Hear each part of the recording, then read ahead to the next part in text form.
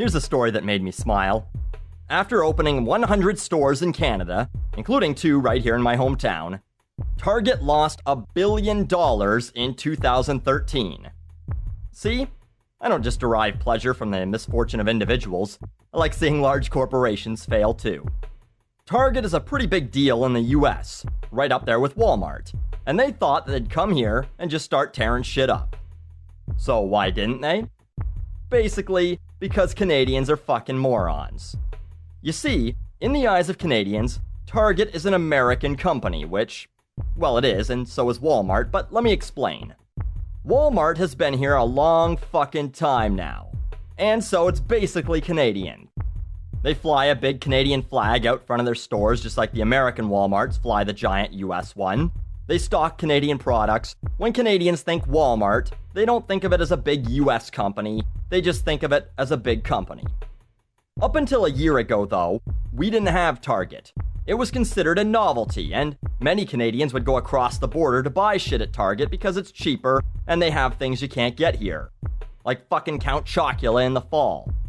So, Canadians for some reason thought that when Target opened up shop here in Canada, they'd bring with them all their American stock and everything would be at American prices. Why? Because, as I said, Canadians are fucking morons. What it boils down to is that a company is failing because they forgot to take into account that people are as dumb as a mentally handicapped bag of rocks. Canadians actually thought that everything would be at American prices, which are generally lower because, with the exception of a few good months here and there, the American dollar is worth more than our dollar. And also, minimum wage is often lower in the States, so things cost less, even with the exchange. There are also rights, importing fees, the fact that all packaging here has to be in both English and French, and tighter health and safety regulations. All things that result in certain US products not being available here. Canadians thought that they'd walk into a Target and it'd be like they were magically transported across the border, without all the driving and the wait at the border and the hassle of customs officers and having to hide your shit under your seat so you don't have to pay duty on it. So, Target now has to figure out how to get back in the game. What are they gonna do? Use their large corporate status to try and get some of those American-only products on the shelves? Lower prices so that they're at least a little more competitive or closer to American prices? Put a Starbucks on the second floor as well as the first floor so people who finish their Starbucks while standing like lazy fucks on the escalator instead of walking up or down them can get another Starbucks once they reach the next floor? None of the above. Instead, they're going to, quote, increase marketing to convey it has unbeatable prices. So, they're not going to actually lower the prices, they're just going to spend a bunch of money to let you know that their current prices are low.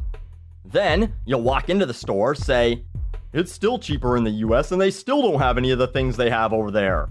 This sucks, I'm going to Walmart. And walk out, and they'll still have the same problem, except they'll be out a bunch more money in advertising. Great job, Target. Bonuses for everyone. I'd offer some ideas for how they could properly target themselves to Canadians, highlighting that cross-border shopping can be more expensive when you factor in gas and duty and time, and that they probably have a lot of great Canadian alternatives to the American products they're looking for. But they lost $1 billion, more than I'd ever see if I lived to be a billion, and they still have money left over to try and fleece Canadians with their shitty new marketing ideas. They don't deserve any good ideas. Fuck them. Ah, fuck, I guess I just gave them the ideas anyway, didn't I? Well, that's fine, they're not gonna listen anyway. Guess someone should start figuring out what to do with 100 empty department stores scattered across Canada. Actually, I think I got an idea. It's Buckley's Roller Hockey, Poutine, and Beer Emporium.